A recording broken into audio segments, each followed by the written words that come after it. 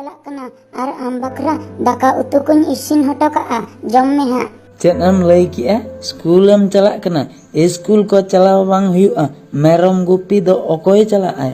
बाबा अम्मा सारा घड़ी भूल रेगेम तहेना आम हतो मेरम माम नेल दाड़िया को गया चेत एम लई किया इनिन नेल कुआ मेरम आम बाबा चेतान रे जवाबेम एमे स्कूल चला को बांग हुआ मेरम इदी कम लगम बाबा इन दो मेरम गुप्पी को दो आलम भेजेइना इंजरिन गाते गिद्रे को जतो स्कूल को चला कना इन दो मेरम गुप्पी भेजेइन कना जहाना दो मनाइन में मेनखान ओलो दो आलम मनाइना आम गिद्रे अडी जुरम जवाबे इन चेतान रे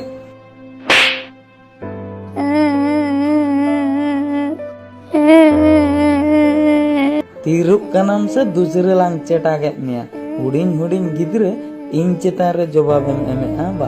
आम आयो बोंगा तलायन तायम इन गे तो आम गिद्रे कुनिन हरा गा मिया आर हो चेन इन्या कथा बाम आंजोमेआ आंजोमते हुयुआ इन ओकेन लेया ओना गे हुयुआ नितो आम मेरम गुपी सेनोक में ओलोक को चलाव बांग हुयुआ अरे ओकोय गिद्रे उना जुरतोय रागिआ हापे से सूरिन चलाव लेन गे बिटी चेदा आम दोम रागिआ चेन एम चिका कना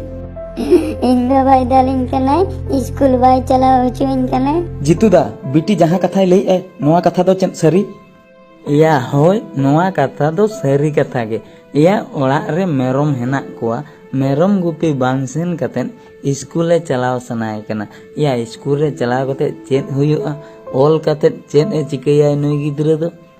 छी जितुदा छी आमा बोहर रे नोंकान उइहर मेना इन मा भाभी हो बन भाभी दाड़िया कना या मारांग दो बाखाय आपे को बापे ओल पढ़ाव लेना ओनाते बोका पे ताहें कना नहा जुग रे दो झतो हर को ओल पढ़ा कना अमी होपन रा हो उनको नेलते कम से कम स्कूल ते भेजाय में ओना हो बाम कराया मेरम गुपीम भेजाय कना आम दो तीसम सुधर आमा से या नेतार रे हो हर को नेलते रे हो कटी चलाक न्योगो पे चेन हुयुआ बांगा बांगा चेन हुयुआ ओल पढ़ाव कते लई मेसे तबे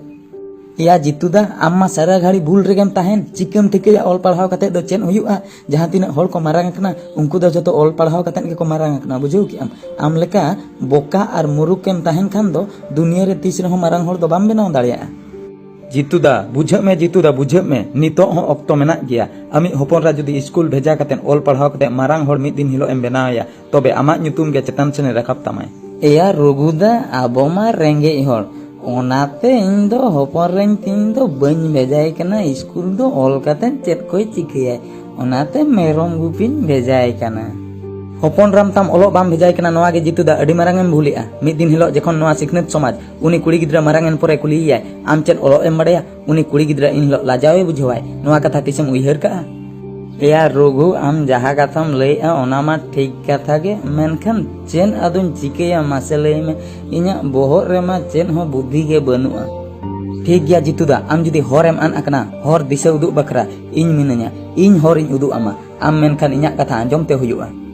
आमेम बड़ाया से बांगा जितुदा ऑल चिकी मिशन 2025 चलुआकना नोआ कथा आंजोम का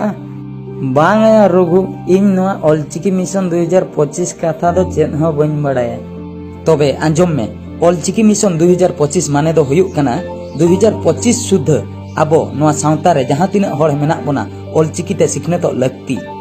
2025 शुद्ध आबो सावता रे झोत्तो हर ऑल चिकी ते ओलो चेन लगती आर जुदी नोआ कमी झोतो हर बन कराव के 2025 शुद्ध तबे दो मिद दिन हिलो आबो संताल समाज चेतान सेन राखामा आर जुदी आम लेका उइहर भावना बन दोहया तबे 2025 जगह रे 2050 हुयुग रे हो आबो सावता दो तहु तायम सेन गे चला ओनामा ठीक कथा गे ऑल गुरु पंडित रघुनाथ मुर्मू चेत ए लई लिआय नासेना उइहर ᱧᱚᱜ में ऑल रोड धरम चेतान रे चेत कथाय लई लिआय मने हेना तमा ऑल जुदी मेना तमा रोड हो मेना तमा रोड जुदी मेना तमा धरम हो मेना तमा धरम जुदी मेना तमा आम हो मेनामा ऑल जुदीम आदेआ रोड हम आदेआ धरम हम आदेआ आम हम आदोग कना ऑल कथा दो चेदा पंडित रघुनाथ मुर्मू दो पुइलु रे लई किआय उनिमा रोड कथाय लई किआय आर बांग धरम कथाय लई किआय पुइलु दो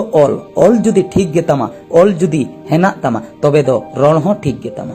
आर रोड जुदी ठीक गे तमा तबे धरम हो ठीक गे तमा जुदी पुइलु रेना जिनिस ऑल गेम आद किआ तबे रोड हम आदा आर धरम हम आदा इन हिलो दो आम दो नोआ सावता रेनी मिटंग कोकोय जुगिम सजा आमा परिचय आमा सावता चेन आमगे बाम ठिका दाड़िया ओनाते जितुदा आपे लेकान हड़ को निनाक कथाᱧ मेता पेया आर बांग सानाम सांताल बयहा मिसी को निनाक कथाᱧ मेता पेया चिरगलोग पे सांताल समाज रेबन जनाम आकना आबोआग सावता जिकाते बन बांचावा आबोआग दायित्व नोआ दो 2025 सुदा जहां लेका रेगे गिदर पिदर झोतो हड़ ओलोग बन चेद हचो कोवा ऑलचिकिते जुदी नोआ कमी बन कराव केआ तबे आबोआग मिशन मिद दिन हिलो सक्सेसोआ आर जुदी डांगरी गुपी मेरम गुपी नोंका बन भेजा कोवा हाना नवा कमी तबे तीस रहो नोआ मिशन दो बांग सक्सेसोआ आर आबोआग सावता गे पचला सेद रे ताहें दोहोआ होया रघु इन हो अडी मारांग इन भूल लेआ हांडी परवा न्यू काते ओना रेगिन उनुम थिरुक कान ताहेआ मेनखान नितो नासे नासेते बोहर रे बुद्धि बोलुवाኝ केना तेहेन खो इन हांडी परवा पुरन बगी उतरा आर इनी कुड़ी गिद्रा इन ओलो इन भेजाया 2025 सुद्ध इन लेकागे सानाम को जहां को गिन नाम को उनको कुछ मेता को आपेरेन गिद्रा हो ओलो भेजा को पे आर 2025 ते नो ऑल चिकी मिशन दो आबो को मेसा कातेन गेबन सक्सेस आचोया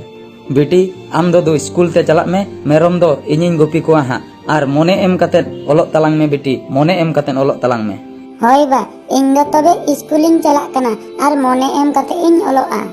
अच्छा रघु इन मई बुझाव केआ मेनखान आबो सावतारिन हड़ नोआ कथा को बुझाव दाड़िया तो या चेदा बाको बुझावा जितुदा नोआ ऑलचिकी मिशन 2025 दो आबो सांताल समाज बाखरा जुदी सांताल हपन हुई काते नोआ मिशन बाबन जितकर हचोया तबे सांताल जाति रे जनाम काते अडी मारांग बन भूल का ओनाते आबो सावतारिन सानाम खेरवाल माननी कुñ मेता पे कना ऑलचिकी मिशन 2025 दो आबो को मेसा काते गे जितकर हुयाबोना जुदी 2025 सुदे झोतो हड़ झोतो अतुरिन हड़ झोतो माननी ऑलचिकी ते ओलो जुदी बन चेन किया तबे नोआ दो अडी मारांग जितकर आबो सावता बाखरा आर नितो जहाँ को कथाñ मेता पेया नोआ को कथा दो कॉमेडी लेकाते आलोपे भाबी ताबोना नोआ कथा दो अडी मारांग कथा कना नोआ कथा चेतान रे कटी जतो हड़ गे उयहर ताबोन पे नोआ वीडियो नेल लगित अडी आयमा सारहाव।